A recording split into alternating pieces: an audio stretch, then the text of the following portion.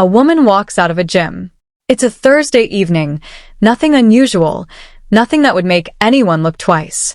She's done this 100 times before. 6 days later, they find her body in the woods. Less than 2 miles from that same gym. An autopsy is ordered. Doctors search her body for something, anything, that could explain what happened.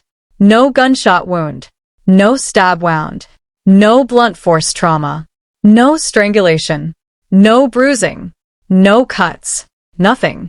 Not one mark. So here's the question that has kept an entire town, and now half the internet, awake at night. If nobody touched her, how did Elena Moore die?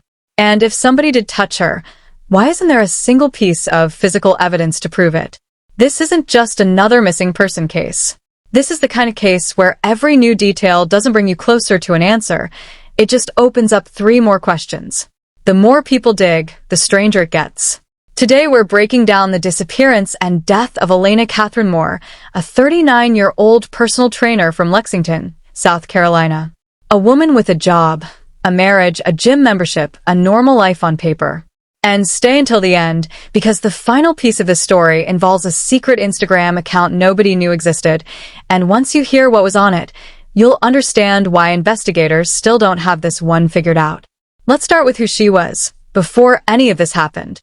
Elena Catherine Moore was 39 years old, living in Lexington, South Carolina, a small city just outside Columbia with a population of around 23,000 people. She wasn't someone with one identity. She was a personal fitness trainer, she worked at a CVS pharmacy, and on top of that, she bartended at more than one bar around town. She was busy. She was social.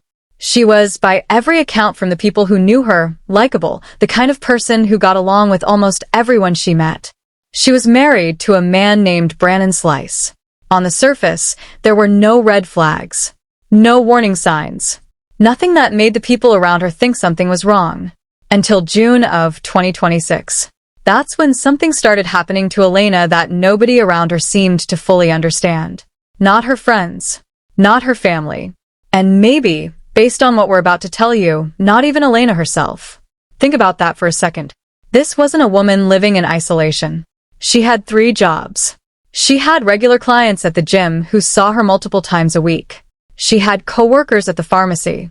She had regulars at the bars, where she worked weekends. That's dozens of people who crossed paths with her on any given week. And yet, somehow, whatever was happening to her in those final weeks slipped past almost all of them. That's one of the things that makes this case so unsettling. It didn't happen in the shadows. It happened in plain sight, and almost nobody caught it in time. 1 week before she vanished, something strange was caught on a doorbell camera, and this footage would only become public after she disappeared. A couple who lived nearby, Sarah Burleson and John Moore, no relation to Elena, just a coincidence of last names, had a video doorbell outside their apartment. A delivery driver dropped off their food order. Elena, who did not live there, walked up to the door and picked up their order like it was her own. When John opened the door expecting to grab his food, Elena tried to walk straight into their apartment. About an hour later, Burleson spotted Elena again. This time she was outside a different neighbor's door, going through packages that weren't hers. When someone asked her what she was doing, her answer was simple and unsettling. She said she didn't know. Burleson later told a local news station that this confusion worried her deeply. And she raised the question that would end up haunting this entire case. If Elena was this disoriented a full week before she disappeared, was she in that same state of mind on the night she actually vanished? At the time, nobody thought much of it. It was just a strange, awkward moment between neighbors. It wasn't until Elena went missing that this clip resurfaced, and suddenly it didn't look like a strange moment anymore. It looked like a warning sign that nobody had been able to read in time. Now here's where the timeline gets critical, because this is the day everything changes. According to police records, Elena was released from a facility sometime before 2 in the afternoon on June 11th. The name of that facility was redacted in the official report, but a close friend later told Fox News Digital that Elena had been released from a mental health facility that day. A taxi was arranged to bring her back into Lexington. At her own request, the driver stopped at a CVS pharmacy on Sunset Boulevard. And here's where it gets strange. When Elena didn't come back out of the store, the driver went inside to look for her. He couldn't find her. Somehow, later that same evening, Elena checked in at Planet Fitness, the gym she visited regularly. Gym records confirm her membership was scanned at 6:38 in the evening. And after that, nothing confirmed. No verified contact with anyone. No confirmed sighting by a single person who actually knew her.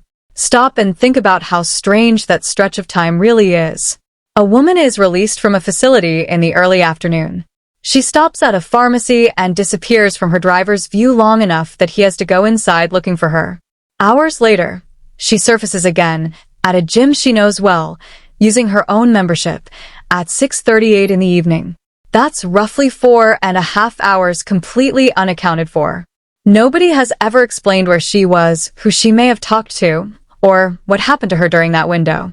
And it's only after the gym check-in that the trail becomes visible again, for one last time, before it goes cold for 6 days straight. Surveillance footage released afterward shows Elena walking through a Publix grocery store parking lot around 9:17 that night, still wearing the same olive green zip-up hoodie and black athletic pants she'd had on all day.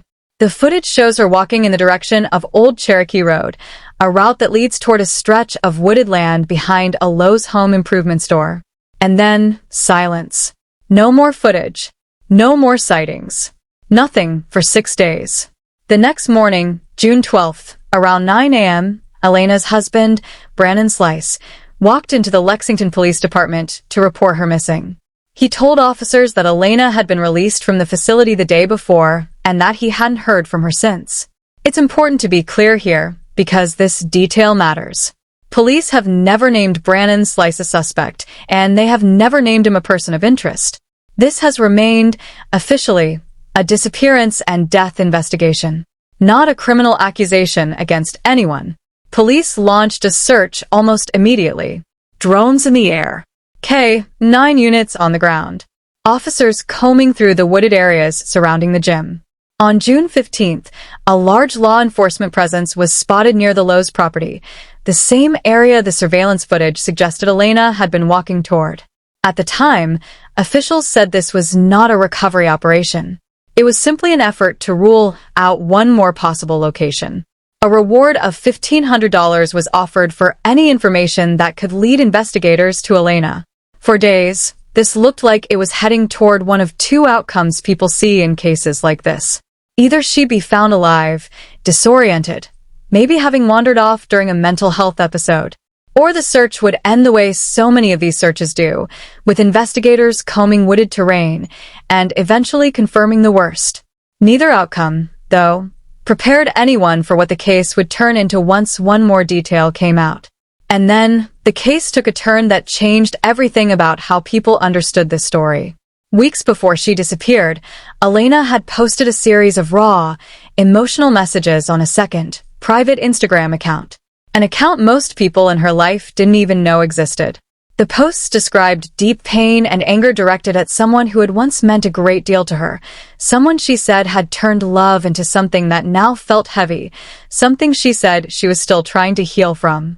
Friends told reporters that in the weeks leading up to her disappearance, Elena had been actively cutting what she called toxic people out of her life. Who those posts were actually about has never been officially confirmed. Police have not linked them to any specific person. But once this information became public, the obvious question hit everyone at the same time. Was Elena afraid of someone? Was she trying to get away from something or someone? And then there's one more detail that makes this even harder to ignore. According to TMZ, a friend said that at a brunch on May 31st, less than 2 weeks before Elena disappeared, she told her she was, quote, scared for her life. Witnesses at that same brunch said her behavior was unusual that day too. She kept getting up from the table to check the window, as if she were watching for something or someone. A private investigator named Henry Dukes, who worked on this case, said the surveillance footage and the witness accounts all pointed toward something that had been building for a while. Not something sudden.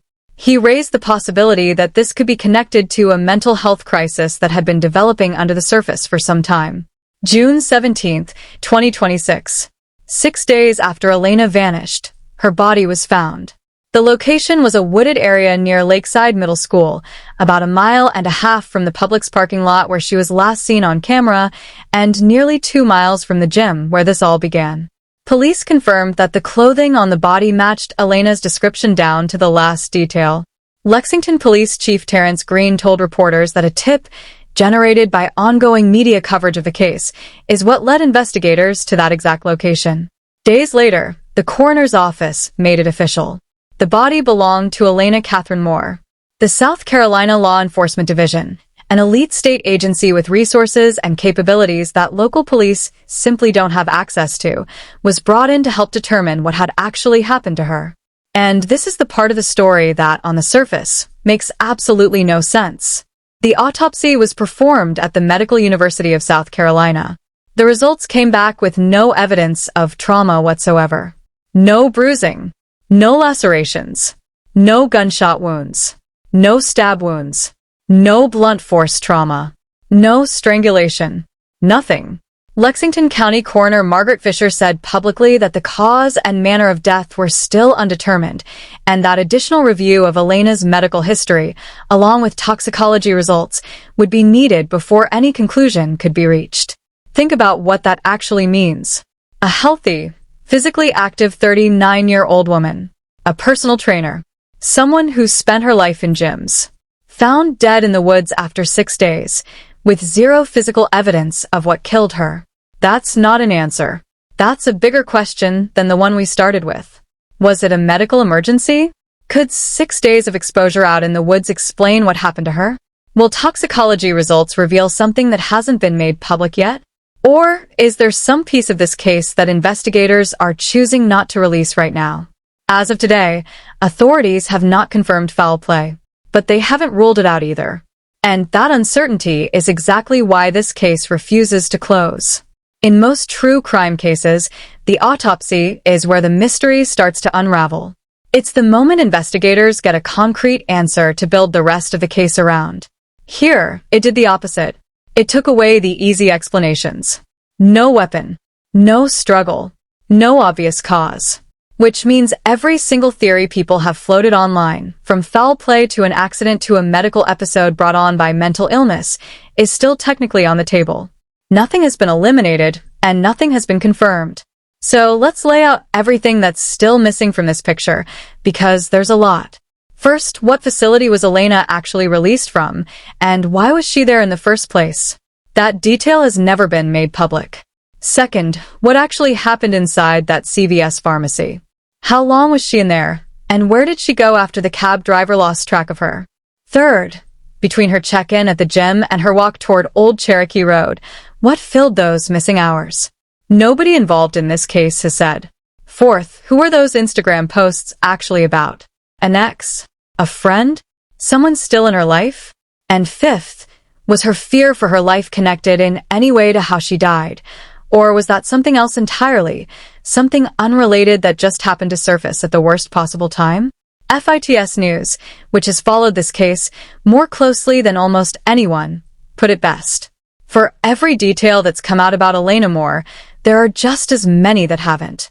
In their words, this remains a tragic and unsolved case. And that's really the heart of why this story has spread the way it has. It doesn't fit neatly into any one category. It's not a clean missing person story because she was found. It's not a clean homicide story because there's no evidence of violence. It's not a clean accident story either because too many things leading up to it don't add up.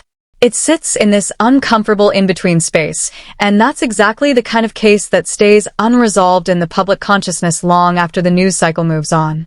Elena Moore's story is one where every single answer seems to create a brand new question.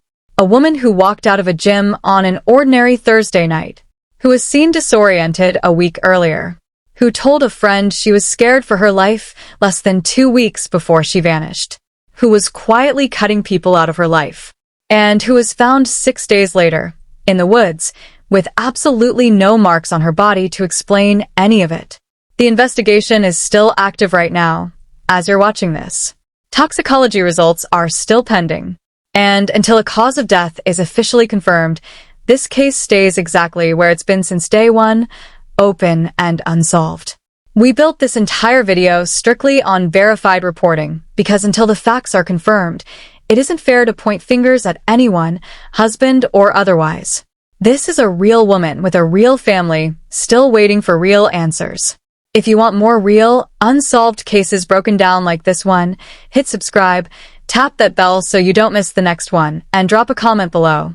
What do you think actually happened to Elena Moore?